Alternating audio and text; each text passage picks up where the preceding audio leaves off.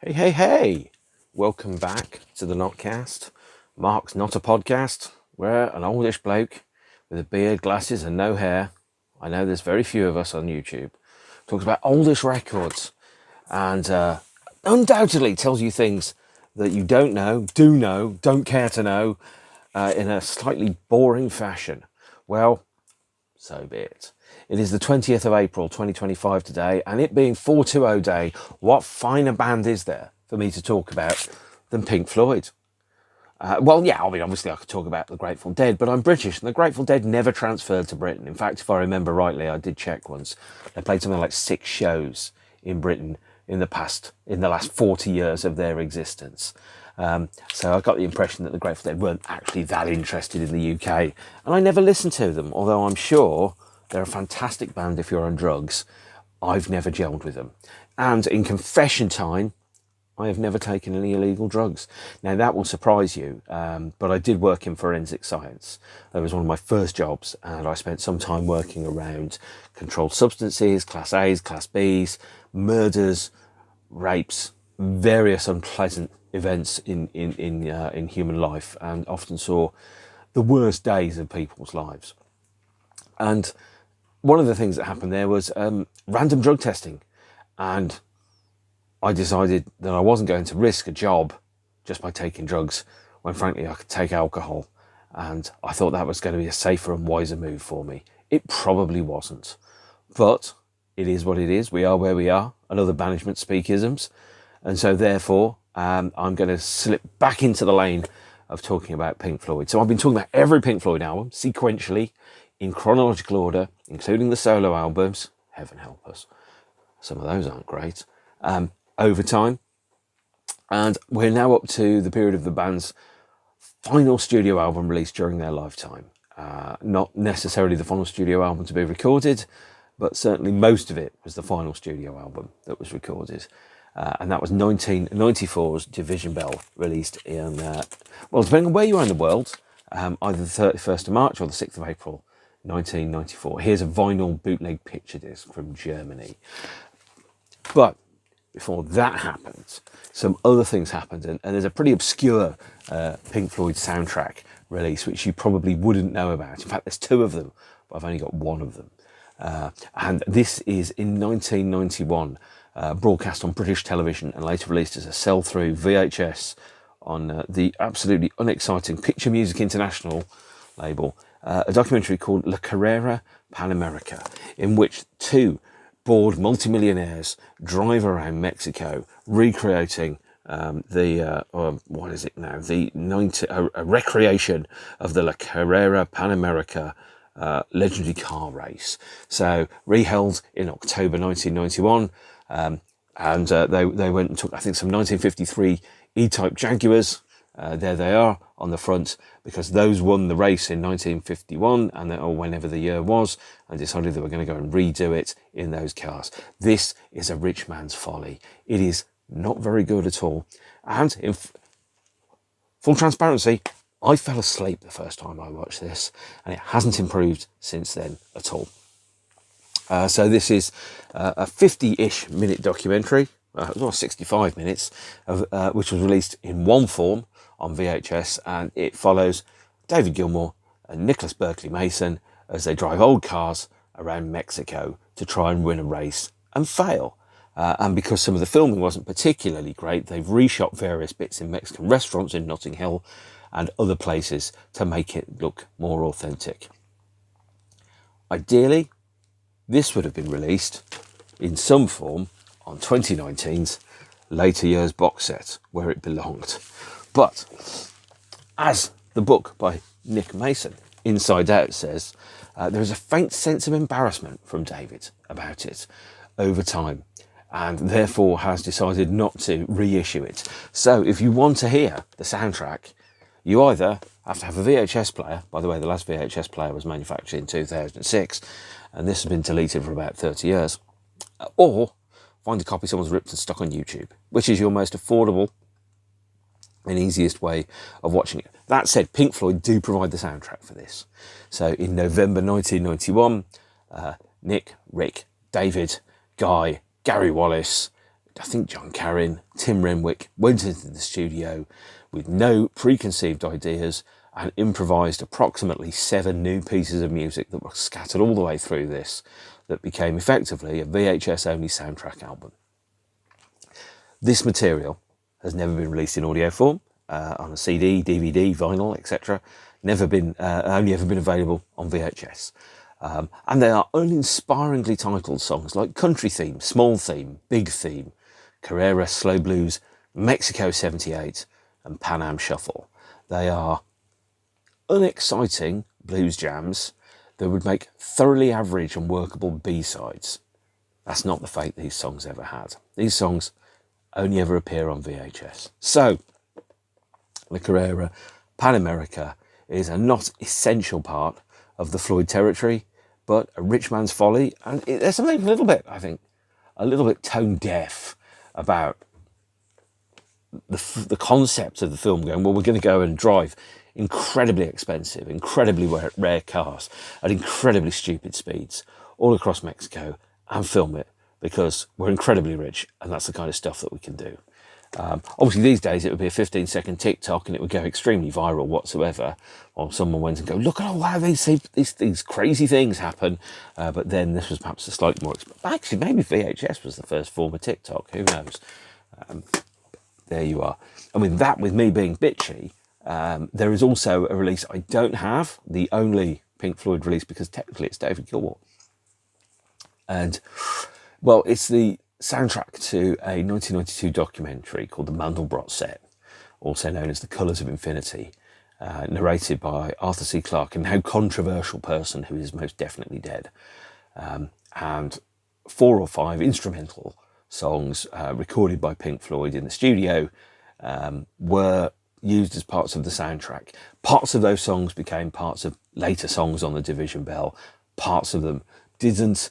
There is an extra on the DVD release, which is 16 minutes long, which is effectively a short Pink Floyd film of geometric shapes with instrumental soundtrack work with Rick and Nick playing on it, although officially it's only credited to David. Is the Mandelbrot Set Colours of Infinity any good? Well, watch it on YouTube. The answer is probably not. However, both of those laid the template for what was going to come next. So like 1972's Obscured by Cloud soundtrack album, hastily written for contractual purposes, we had in 1991, they went into the studio with nothing pre-planned and nothing prepared and just played whatever came out. And that became La Carrera Pan America. That also became the template for the 14th studio album by the Pink Floyd, The Division Bell, released in April 1994. And that is the album that I'm going to spend most of the time talking about. So, full transparency, I really liked this album. Because I was on a budget in 1994, I bought the cassette version of it.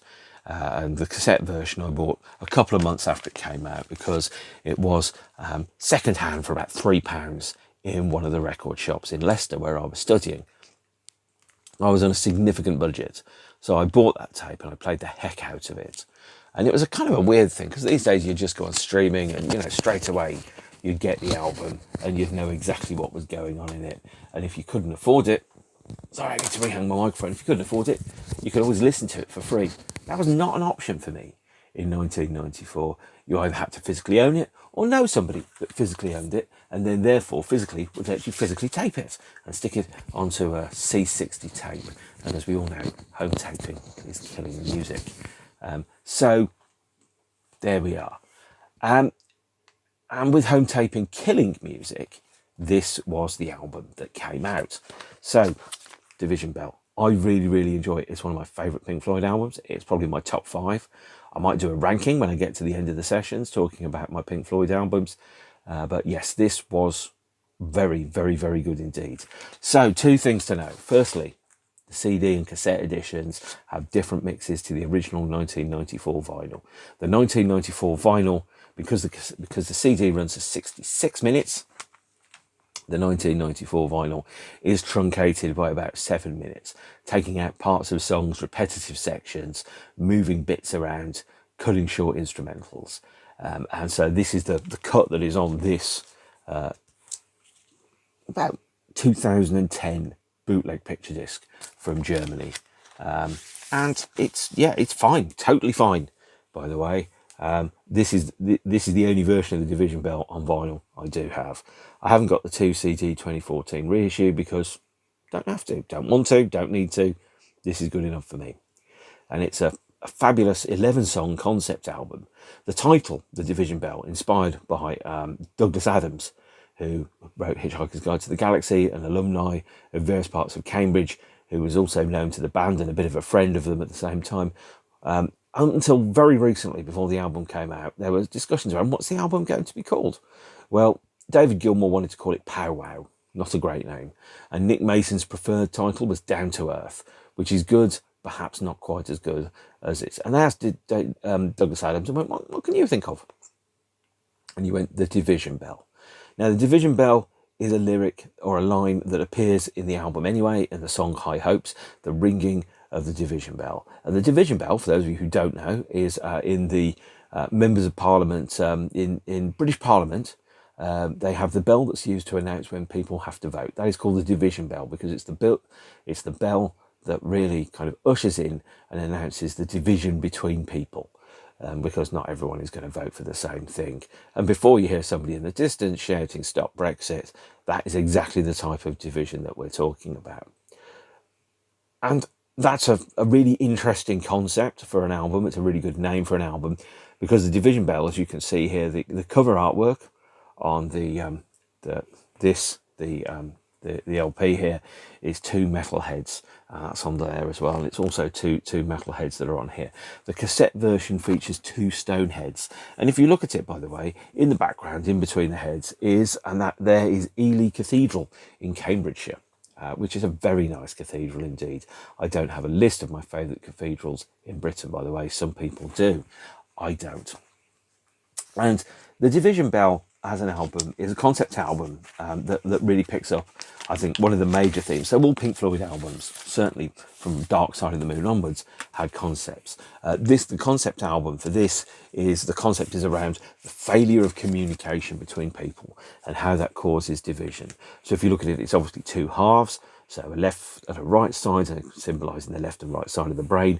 But also, if you put the two together, obviously two eyes, one shared nose, one shared mouth.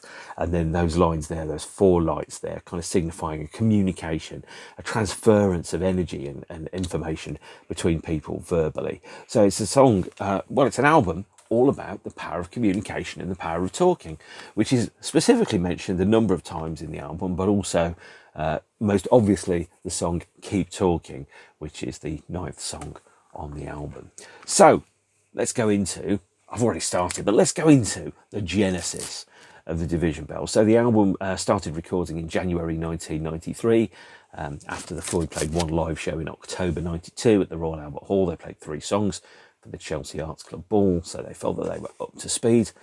Went into the studio in January 1993, Britannia Row, and they improvised the material. They spent 3 weeks playing live there.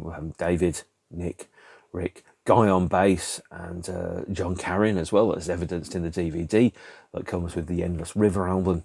And they improvised sessions, so they played probably the genesis of 65 pieces of music, and then they arranged those pieces of music down into make about 27 songs or thereabouts. Most songs have multiple parts, so you think about an intro, verse, chorus, bridge, guitar solo. That's 5 pieces of music. So they started off with 65 pieces of music and then turned those 65 pieces of music into 27 songs. And then they decided which one of those 27 songs, or which ones of those 27 songs, they were going to hone down into an album. Bands frequently do this. That's how Rush recorded some of their later albums as well. You play the music in the studio and you pick out the little bits, the gems, and you keep those and you discard the rest of it. So, for example, this is how James recorded a lot of their albums. They did an album called Wah Wah, which is made out of the offcuts, and Laid is the album that's made out of the main stuff.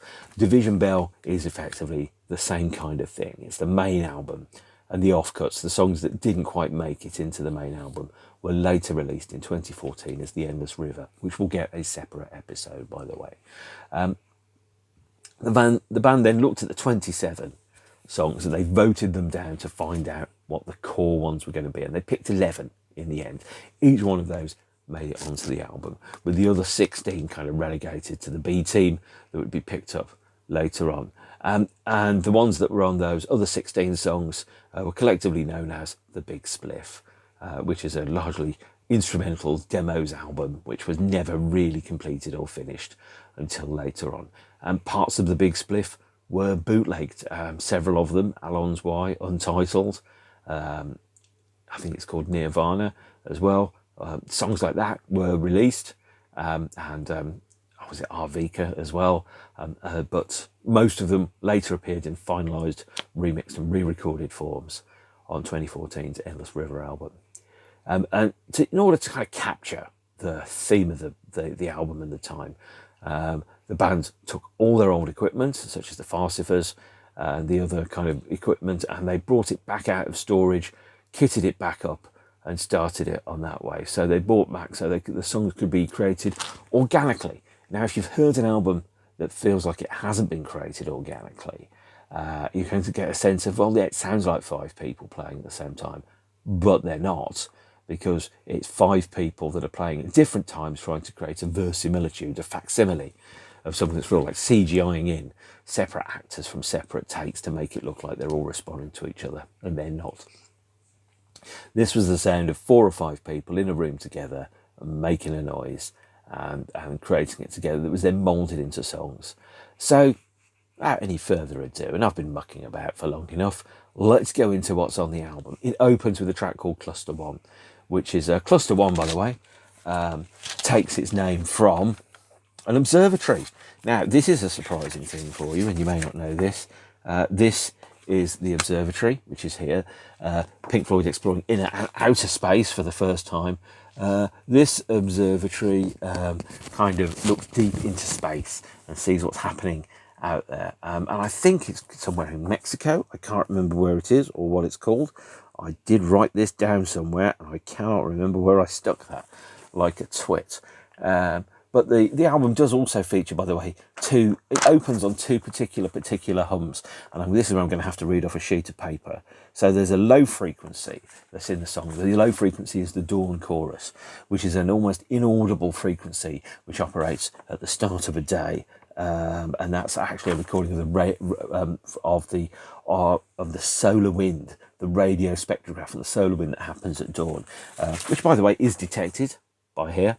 And then there's a second sound, a second frequency, and that is called the spherix, which is, by the way, the sound of lightning strikes when detected over radio, according to what I've been able to make out, both of which, frankly, are pretty fascinating bits of information. And an expanded version of the Cluster 1 track was released on the cassette of 1995's Pulse Live album called Soundscape, a 22-minute instrumental ambient track on side 4 of the cassette that contains an extended version of Cluster 1, bits of Astronomy Domine, and then fades into the version of the Astronomy Domine or Shine On You Crazy Diamond that would be used for the album. So if you're going to do an extended fan mix of the album, and lo and behold, people have, they've taken that version of Soundscape and put it into there. The second track we have is What Do You Want From Me? And What Do You Want From Me? And again, and here you look on the image that you've got on the CD booklet, that's 2 faces talking to each other. And it starts with the idea of, and it broaches very, very clearly, lyrically, the sense of division between people, the lack of communication, the lack of unity, the way that sometimes people can have actually shared ideas, but because of how they communicate those ideas, it feels like there's a division. And I've experienced that recently with somebody, which is a shame, but it is unfortunately an unavoidable part of being a human. It really, really is. And What Do You Want From Me is a personal song from one lover to another. It is interpreted by some as being about the band's division with Roger Waters. And I think it's a fallacy and a risk if you do that, if you think of everything as being, well, it's about 2 people arguing. It isn't necessarily about the band and Roger. In fact, I think it's a very small part of it. It's about 2 people in a relationship that have similar but not identical values, discussing the differences that they've got around that. So, there's also quite a bitchy little line about the endless momentary lapse of reason tour, which was something like 190 shows. Should I sing until I can't sing anymore and play these strings until my fingers are raw? You're so hard to please. And is it any good? Yeah, it works very well live. I don't think that perhaps it should be the second spot on the album, because the transition from the relatively ambient instrumental, very mellow cluster one into the quite heavy, quite pulsing What Do You Want From Me really feels like quite a jarring edit. What Do You Want From Me sounds is probably as heavy as Floyd got, apart from maybe Have a Cigar. And it really does feel like a bit of a shift of gears. Now, not a bad song at all. I really enjoyed it played live on Gilmour's 2016 tour, by the way, which I saw it played live at. But it's not my favourite at all. Works well live. Track 3, and again, I think almost every kind of page of the booklet has a variation of these two faces talking to each other, or the duality of man, the Jungian thing, the duality of man, sir, as he says in Full Metal Jacket, is these two as poles apart. Poles Apart, there's an edit on the LP version of Poles Apart. So the LP version of it runs to 5 minutes 49 seconds, and the CD version runs to 7 minutes 6 seconds. And that's, in itself, that's not necessarily a bad thing. But I think that the both versions are quite good.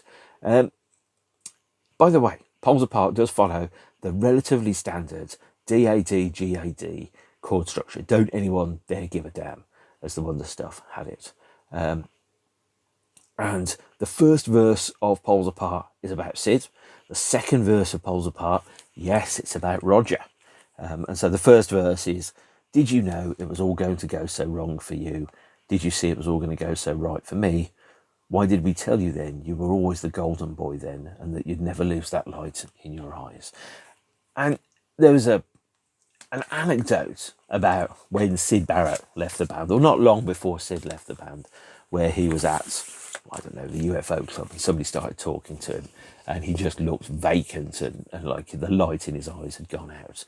And the second verse, this one more obviously, I think, about Roger. Hey You, well, that's not a coincidence, is it? Because there's a track called Hey You on the wall.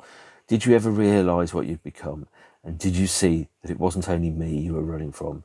Did you know all the time, but it never bothered you anyway, leading the blind while I stared out the steel in your eyes? And the steel in your eyes is a line from a Blown on a Steel Breeze, from one of the many, many parts of Shine On, You Crazy Diamond.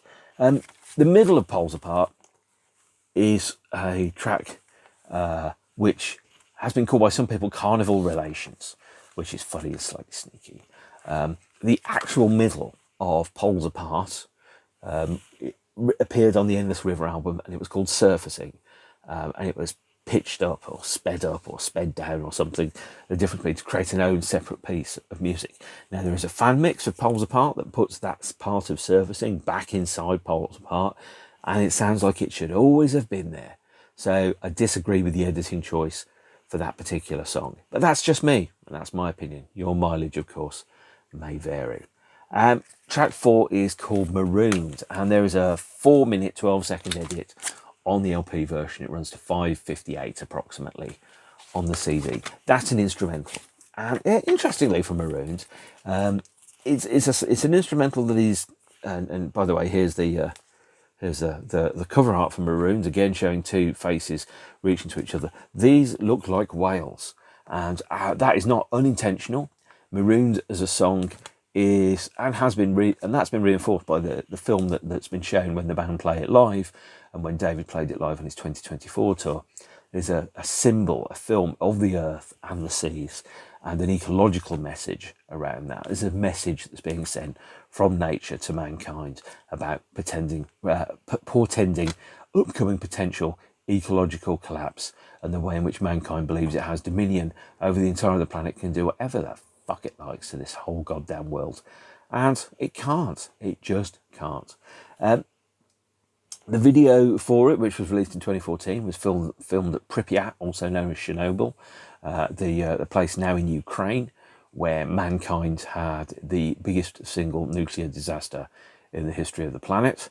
And the sounds that you can hear are played by Gilmour, are specifically designed to evoke the sound of whale song, and hence one of the greatest Star Trek films, Star Trek 4, The Voyage Home.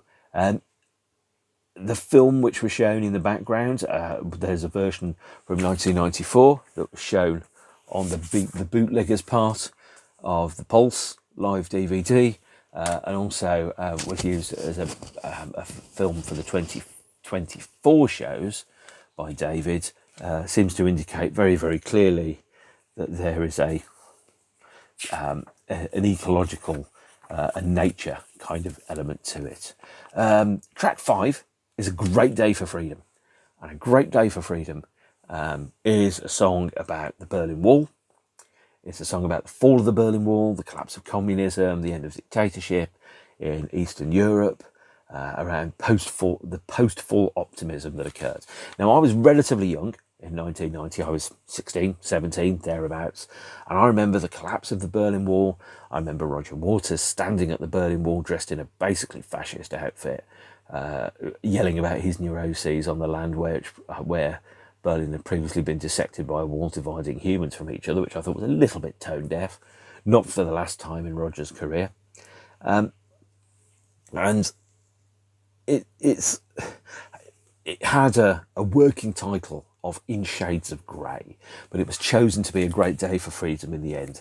And there was the lyric on the day the wall came down, they flew through the locks onto the ground, and with glasses high we raised a cry for freedom had arrived.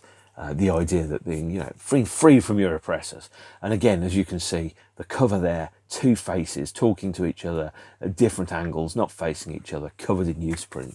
So, A Great Day for Freedom. Reminiscent in some way, actually, of Queen's Scandal video.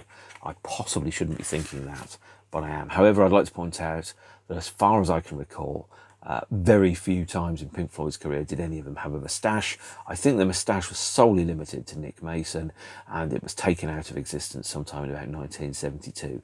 So the resemblance to Queen ends there. A Great Day for Freedom is a brilliant song. It has been played live. I don't think I've seen it played live. But it was very, very good. Very underrated, actually. And again, some people think that it is very, very specifically about Roger Waters, to which David replied, you can read too much into it. Sometimes a song is just a song. And as Freud said, sometimes it is what it is. No, he didn't say that. Somebody at work said that. Track 6 is Wearing the Inside Out. Again, edited on the vinyl edition, also known as Evrika, or a demo version of which was released on expanded editions of The Endless River. And the second verse was taken out of this track. So the vinyl edition runs at 6:28 and the CD edition runs at 6:49. It's the first Rick Wright vocal on a Pink Floyd album since 1975, and it was played live in 2006, and only 2006, by David with Rick on his On an Island solo tour. And I saw the first live performance of Wearing the Inside Out, actually at London's Mermaid Theatre on David's 60th birthday, which I think was the 7th of March 2006. We were second row. We could have been first, but we decided to sit second because we wanted a better spot nearer the centre. And that was an incredible gig, seeing Rick and David and Guy and Dick Parry and John Carrin and Phil Manzanera and Steve DeStanislaw play Pink Floyd songs, and that is like 5 members of Pink Floyd's touring outfit playing live, and I was about 10 feet away from them. Stunning, stunning show. Really, really, really meant something then, as it does now. Can't believe I got to see it. Very, very lucky to have seen it. That show's on YouTube if you want to watch it. If you look for, one handsome man with not much hair in a U2 t-shirt, and one other man who looks a bit like me next to me, then that will be where we were for the show. But yeah, Wearing the Inside Out, the first Rick Wright vocal on a Pink Floyd album since 1975. And it's a great lyric, actually. It's a song about coming back to life. Although there is a song called Coming Back to Life later on in this. But there's about how someone's self-ego, self-image may have collapsed as a result of a long period of time of possibly a lack of confidence, and then about coming back to life. So there's that lyric around, where is it about his nervous system being all awry, and I'm creeping back to life, my nervous system all awry, I'm wearing the inside out. I'm wearing the inside out, the idea of actually being able to vocalize perhaps things that you've repressed or things you haven't been able to articulate, and just going, I'm just going to try and say it. And sometimes that's really, really scary. But it's an important part of your journey, is to be your true, authentic self, is to own who you are, and to go, no, this is, sometimes you have to stand up and go, this is who I am, this is what I believe. And that's really, really scary to do sometimes. But then it's the appropriate song for Rick to sing his first vocal in 19 years. And the take on the album, by the way, is the first take. It wasn't redone. So that's fairly exciting, isn't it?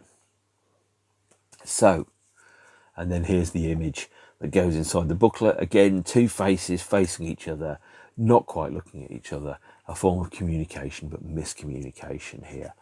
Flip the LP over, side 2, first single to be released from the album.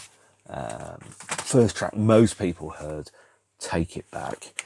Take It Back is a song that hasn't been played live by anybody in Pink Floyd since 1994. It was only played live on the Division Bell tour.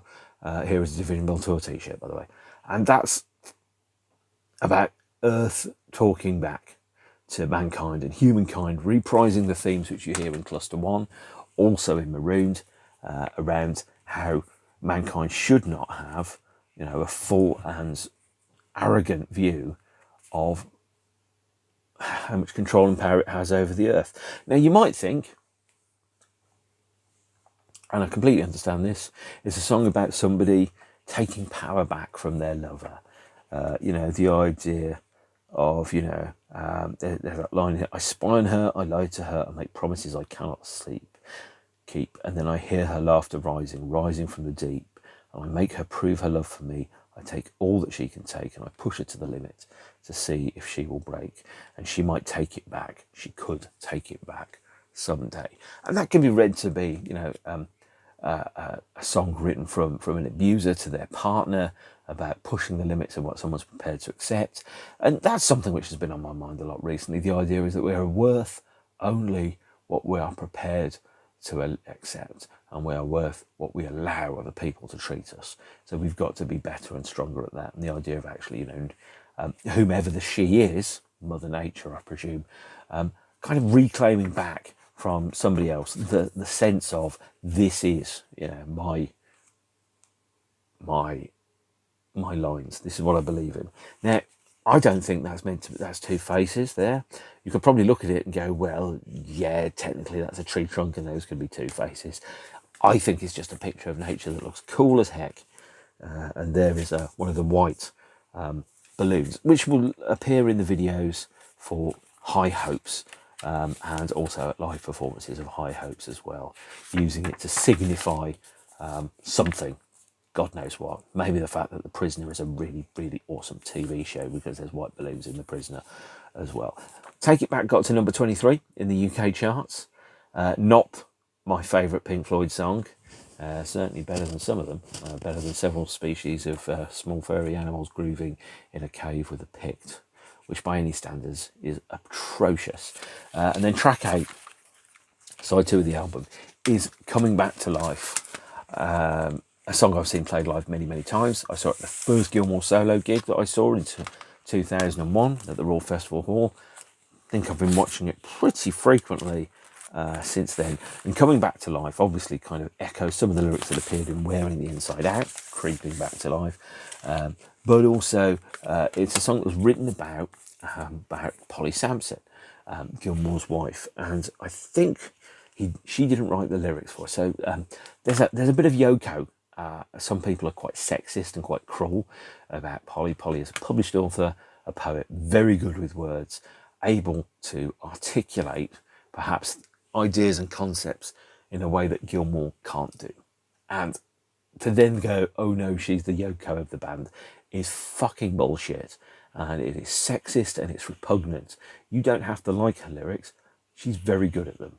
And that is really the end of the line for it. And I think there's an inverse snobbery that comes from people that say things about her in a negative fashion. And they really need to give themselves a harsh talking to, because it's disguised sexism. Her words are as good as anybody else's. They are different. They are perhaps less political. They're more poetic. The structure is a little different, but everyone has their own unique identity and voice. And there was a discussion, by the way, during the recording of Division Bell, was that would Sampson be credited for the lyrics that she'd written? And David's view was she'd done the work, so that was fair. Polly, as I understand it, wasn't necessarily as convinced as that, but then got talked into it, and has been the creative sparring partner of Gilmour for the past 30 years and done a very, very good job of it indeed. Along Coming Back to Life, again, here is a photograph. Now, this looks like it's taken at the waters at Beachy Head, at the bottom of Beachy Head. That looks like the cliff there, of a person performing the kiss of life, a woman performing the kiss of life on a man, resuscitating him. And that matches up with the lyric of Coming Back to Life. And the lyrics to Coming Back to Life are very much around discovering a new purpose, discovering what life could be. Because there's several different kind of levels of life, really, isn't there? There's the stuff you've got to do. You wake up in the morning with no reason for waking, to quote Sorrow. There's the eating, the dressing, the housework, all that stuff you've got to do so you don't die. But what's the purpose to it? What's the meaning of it? Why do we do these things? Why, to quote Jean, is why was I born? Why am I here? What's it all about? Who, where, why, to quote Jesus Jones. And the lyrics to Coming Back to Life are, where were you when I was buried and broken, while the day slipped by from my window watching? And around all of these lyrics, perhaps the most key one is, I took a heavenly ride through our silence. I knew the moment had arrived for killing the past and coming back to life. I knew the waiting had begun, and I headed straight into the shining sun. And that's a lovely lyric. And I think that's a lyric written by somebody that's found a new direction in the life that they otherwise had not had. And it's very important that song is called Coming Back to Life and has been played live so much, because it's a very key part of the experience of the album. I think it's an experience in life is where perhaps you meet somebody and you kind of think, yeah, the world has changed. I'm never going to be the same after this, in whatever form and format that's going to be. It's a really profound experience to have. It's happened to me more than once. I'm very lucky to have experienced those things. And there's few songs that really capture that sense, as well as this particular song. Track 9 is Keep Talking. Keep Talking is the second single from the album. I need to remember. Oh, I've put the CD single in another room. Sorry, you'll just have to pretend that it's there. But it's Keep Talking, backed with High Hopes, and a version of One of These Days performed live. And Keep Talking is I think, a really great song. There's loads of great songs on this album. And it features a speech recorded by the now deceased, very, very clever scientist Stephen Hawking, who used a voice box. And David was watching an advert for BT, which Hawking had recorded text for, around how, the most powerful, and David called it the most powerful piece of television I've seen in my life. The idea that it's about, a voice saying, for millions of years, mankind lived just like the animals. Then something happened which unleashed the power of our imagination. We learned to talk. It doesn't have to be like this. All we need to do is to make sure we keep talking. And that lyric, by the way, is very, very good. It articulates, again, the key theme of the album, which is that human beings need to talk to each other and communicate in order to resolve problems and ideas and be able to truly communicate, which doesn't always happen. And again, if you look at these, there's the symbol of the You know, the woman communicating with the man through the kiss of life, the two faces together, the two faces together. The two faces together. I was just saying a plan, two faces together. Again, communicating. And even with cluster one using the observatory, that's beaming a signal out into space. Mankind trying to reach to other life forms in other planets, aliens, and to go, we're here, come save us. And then they've got that cliche, take me to your dealer, or whatever the poster was as a student. And that is, a key part of the album. There's a track called Talking Hawking, which is a variant upon Keep Talking, which is at the end, which can be appended to the end of this, which again utilises Hawking's speech. That's on the Endless River album. That's phenomenal. And again, those two tracks should be together to really fully grasp how good they are. But this is Keep Talking, a classic Floyd track. I love it to bits, and it really encapsulates, I think, a lot of the ideas around the album, around the power of communication to improve people's lives. What's unusual about it, by the way, is it's a rare use of the EBO with zoom effects on, which doesn't happen very, very often at all in the Floyd catalogue. So there you are. If you're a gear nerd, I'm not. That's probably something of interest to you. Track 11 is called Lost for Words. And this one most definitely is about Roger. And look, it's two sides of two boxing gloves. And it's all about, well, basically, things that are happening. So there's a lyric around, and I'll go this, when you are wasting your time on your enemies, engulfed in a fever of spite, beyond your tunnel vision, reality fades like shadows into the night. And then the last line, so I open my door to my enemies, and I ask, could we wipe the slate clean? And they tell me to please go fuck myself. You know you just can't win. Well, great feuds in rock. Waters versus Gilmour. Hook versus New Order, or the remaining members of New Order. Everybody in the Eagles. Crosby, Stills, Nash, Young, and Tyson, and everyone in a boxing ring. It's up there. It really is. And Lost for Words is unambiguous about that. Now, how true that is, I don't know. But there you are. And then we're on to track 11, the last track on the album. The last really, really classic Pink Floyd song. After all, it is the last song on the album. So what did you expect? It is High Hopes. Now, on the original LP release, of course, this is the bootleg picture disc. It's 6 minutes, 50 seconds. On the album, it's 8 minutes, 31. And it is a stunner.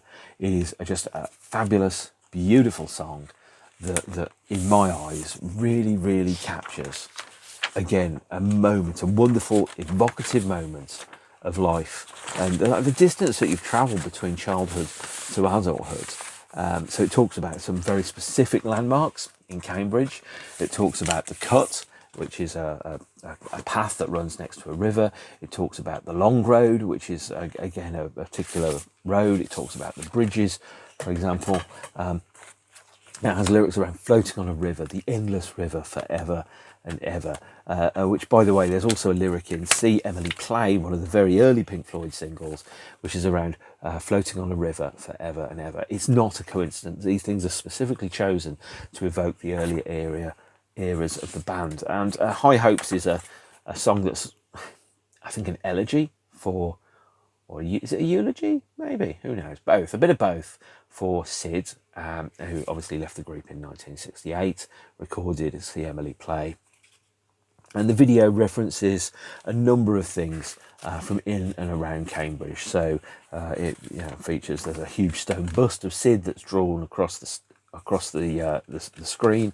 There's shots of very specific places from Cambridge. Those are all designed to kind of create a sense of nostalgia for childhood that has been lost. And that is the Division Bell. It's a great record by the Pink Floyd. I absolutely love it to bits. It's powerful, it's meaningful. Lyrically, it's very strong, very good at communicating 3 core themes, one of which is obviously about the power of communication, the other one is about the power of nostalgia, and the other one, the final one, is about the ecological balance between man and nature itself. And it's a great LP. And to further reinforce the concept of the Division Bell, and again, I don't know if you can see it, apparently here is the Pink Floyd logo, which is there. But apparently this is Braille for the phrase the division bell, and that no doubt cost the band a fair bit of money. So you can run your hand across the spine there, and you can feel the division bell in Braille. That's not all. I was thinking about talking about the live album, but frankly, I've been talking for 45 minutes and I'm going to run out of time. So I'm going to talk about some of the extra tracks from this period that were released in 2019 on the expensive pension plan later years box set. There are a number of other things which happen in this album. By the way, this box set will get a special and specific kind of overview at the appropriate point, but let's take the contents out, and let's not look too much at the tour booklets. Oh, I'm going to regret doing this later when I have to put everything back in. In fact, I'm regretting it now, come to think of it. Should have done this earlier. But actually, think of it just having like an unboxing video where you can only see half the box. So there's the later years box set. My word, this thing is hefty and probably comes in its own postcode. Actually, it's so big. There's all manner of bits. I think this is a lyric book. Correct me if I'm wrong. I think this is a lyric book. Yes, it is. Oh, it's the photo book for the later years. That's very good. Again, that's something I'm going to be talking about when I talk about the later years box set. But there are a number of other things which are quite interesting. In the later years, you will get surround and stereo mixes. So this features 5/1 mixes of the Division Bell and the Momentary Lapse of Reason. There was a 5/1 multi-channel remix of the Division Bell prepared in 2014, which was released as a Blu-ray and in a box set. It was later used on the later years box set. So if you want the 5/1 mix of the Division Bell and you don't want to spend £200 on the 2014 Division Bell box set, you can get this. There's also unreleased material from the Division Bell sessions that were released both here in 5/1 and also, I believe, released on the audio CD, which comes in here, the special audio track. So there's a number of extra songs which are released on this, and these extra songs are. Oh, hang on a second. We've got a live one here, as Jack Nicholson did in Batman, which, by the way, is my favourite Prince album. There, I've spoilt it for you if you wanted to know what my favourite Prince album is. It's Batman.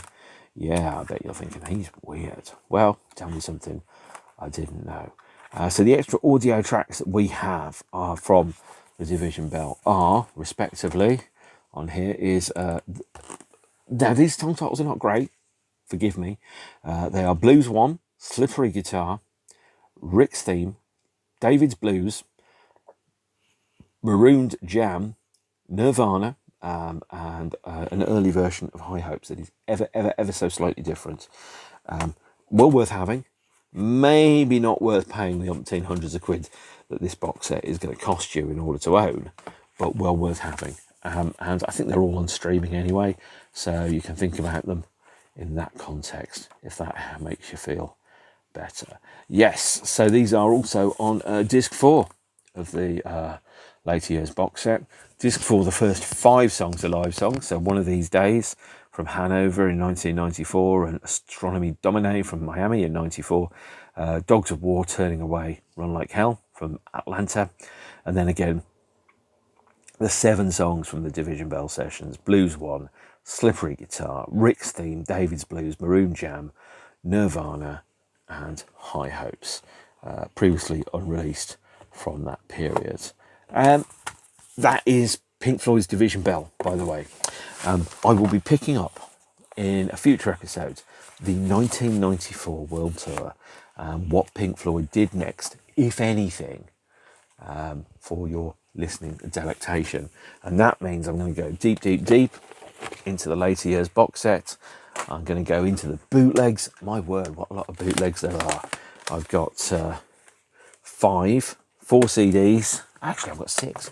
I've got 4 CDs and 2 vinyl releases from the tour, but that will come out later on. And finally, just to let you know, although this was the last album released by Pink Floyd during the band's lifespan, when the band were an active, ongoing entity, is not the last Pink Floyd album. There was another one, The Endless River, which you undoubtedly know about, that came out in 2014 and features alternative material and versions recorded during the sessions that became almost like an extended director's cut or alternate version of the Division Bell album. So, if you spent 50 minutes with me so far, not quite as long as the album, although it might feel like that long, thank you very much for watching me talking about Pink Floyd's Division Bell album and spending the time with me on that. Take care of yourselves and each other. Stay beautiful. Be excellent to each other. And I will see you all soon. Thank you very much. Thank you very much and good night, in fact, as people say at the end of the gig.